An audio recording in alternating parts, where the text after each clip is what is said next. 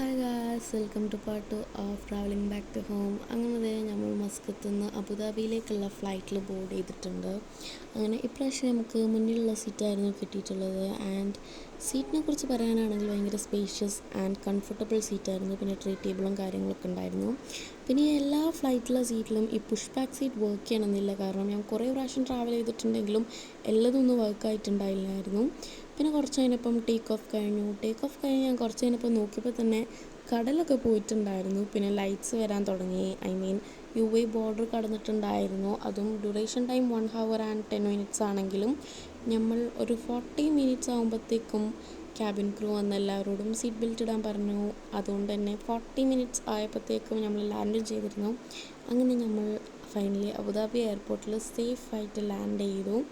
ഇനി നമുക്ക് നേരെ ട്രാൻസിറ്റ് ഏരിയയിലേക്ക് പോകണം. പിന്നെ എനിക്ക് ഇഷ്ടമല്ലാത്ത കാര്യം എന്താണെന്ന് വെച്ചാൽ അബുദാബിയിൽ എയർപോർട്ട് കുറേ ഉണ്ട് നടക്കാൻ. അതെനിക്ക് തീരെ ഇഷ്ടമല്ല. ഈ മക്കയിൽ നിന്നും മദീനയിലൊക്കെ നടക്കുന്ന അതേപോലെയാണ്, അത്രയും തോന്നുന്നുണ്ട് നടക്കാൻ.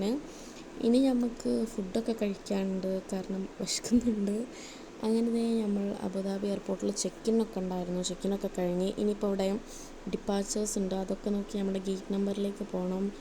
ആൻഡ് ഇനി ഞാൻ അബുദാബി എയർപോർട്ട് എക്സ്പ്ലോർ ചെയ്തിട്ട് വരാം. And this is end of part 2. അപ്പം part 3 and final part is coming soon. By.